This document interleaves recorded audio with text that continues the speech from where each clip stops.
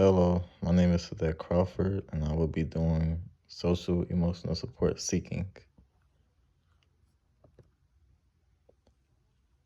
Before social media, emotional support becoming very known today, emotional support in general has always been an issue since the very beginning.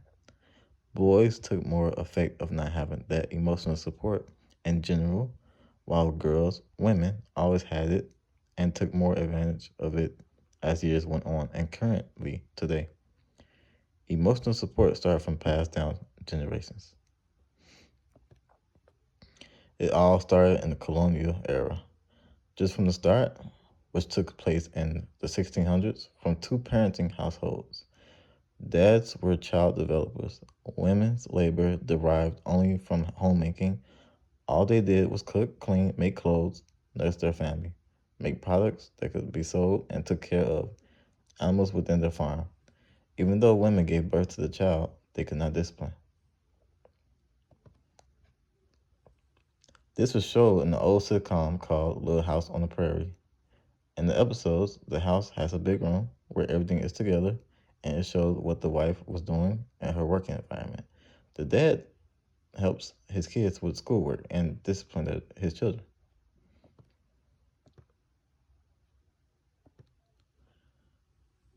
Part two of the colonial era. The mom only addresses the kids and talks to her daughters when the emotion is needed. This was the start of lack of emotional support since it was technically one-sided for the most part with parents toward their children. Reasoning behind it. In Moore's American Childhood through the years colonial era, 18th century through early 19th century, and progressive era, it states that children were important to families, but not in the same way as today. In the past, a child's social worth was often determined in terms of their economic value to the family and community. The community held strong influences over families, as Hillenwall illustrates, and children were expected to take an adult responsibility as soon as possible. From this article, it began generational trauma, which led to a lot of social emotional support, seeking issues that we have today, especially in social media. The expectations were harder for previous generations that caused more issues for generations moving forward. As the saying goes, you can't teach an old dog new tricks. For example, older generations are stuck in the same routine and not adapted to change, which became an issue for today's emotional support for kids today, since there were a lot of harsh tragedies being brought up. Now we are in the progressive era, which began in the 1900s, which is also when adults were able to work in factories. This was during the time of mothers, women stepping out of the traditional housewife roles from back in the colonial era. In Wentworth's 2002, child welfare reformist, academic psychologist, and the dependent child in progressive era America, it states a small handful of women historians who have taken recent interest in child welfare during the progressive era and in the process have highlighted the role that women played in the movement.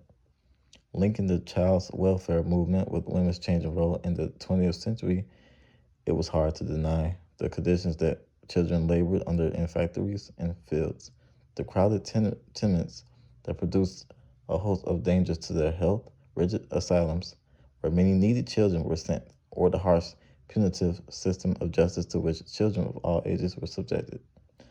Just based on everything that was stated in the source, probably led to a lot of children that went through so much unnormal kid activities at such an early age lacked the love and emotional support from both of their parents and were more likely exhausted for their future kids.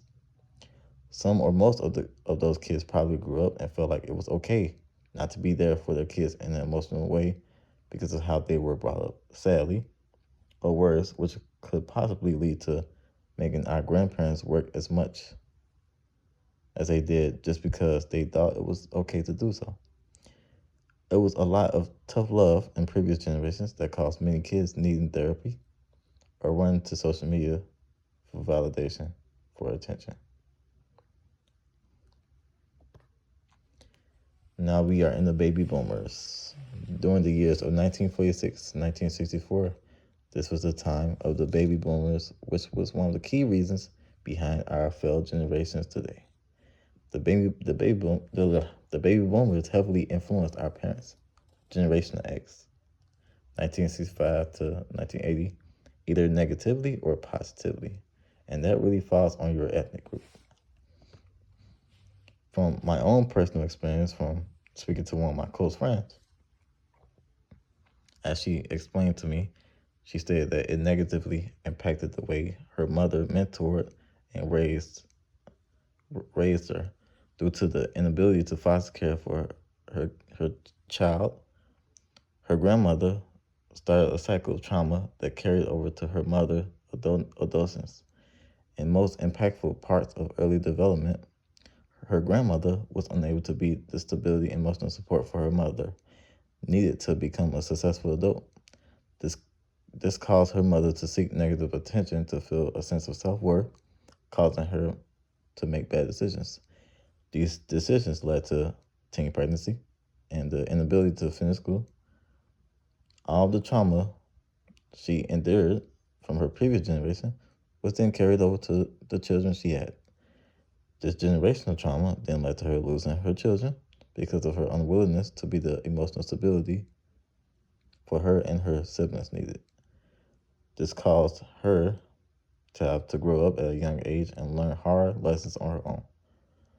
The real life example proves how baby boomers had a negative impact towards our parents, the Generation X. Honestly, if your grandparents weren't Caucasian, then your upbringing would be difficult, depending on your ethnic group. This is also the start of a non-two-parent household. Part 2. If you didn't know, if you didn't grow up in a Caucasian household, then it was hard for our parents not to have the financial stability and academic success, which led to a lot of hardships and trauma towards the Generation X, which was explained by my close friend's real life example.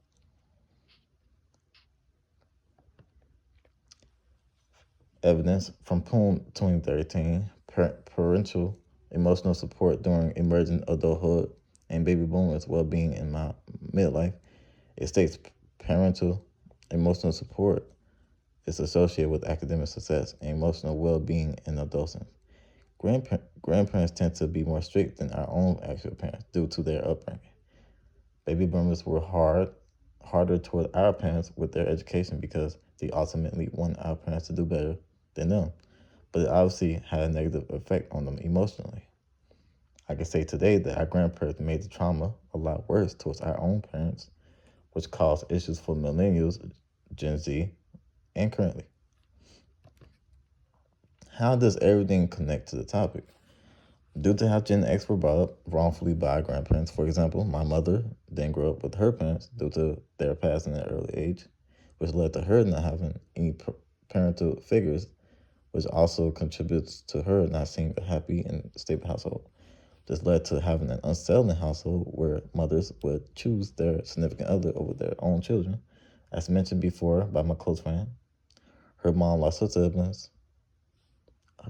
Her mom lost her and her siblings at an early age due to not being there for her children emotionally and physically. Due to these issues from Gen X, this led to children being brought up by their parents, which led to negative paths. Gender-wise, girls grew up without their emotional support that led them to ultimately becoming single mothers. And most of the time, single mother households that raise their sons don't tend to end well. We have more crime today, and more men are in jail since they never had that emotional support from a stable two-parent household. Social emotional support seeking in today's generation. Social media is very huge today, and due to the lack of emotional support from our parents and generations before, and with the trauma that was left on most of us, most individuals in my generation need therapy due to not being able to have an emotional relationship with their parents, which heavily influenced seeking validation on social media. Women always did have some type of emotional support growing up due to their gender, but nowadays they take advantage of it a lot because they know that they have the power to get all the attention since social media is very big. They can run to social media and get praise and validation from those that don't even know them just to feel better. Men, on the other hand, we have it hard. Men were always trained not to have emotion since we were never emotionally supported the same way. We could try to run to social media just like women and will receive opposite results. In today's generation, a man being emotional is being weak in the public eye, which is one of the reasons how men are 4 times more likely to commit suicide compared to women. To sum everything up, ultimately, social media caused a huge corruption in this generation. It leads to influencing a lot of women with the wrong interpretation of what the ideal woman should look like. Men are heavily affected due to the corrupted media and flexibility.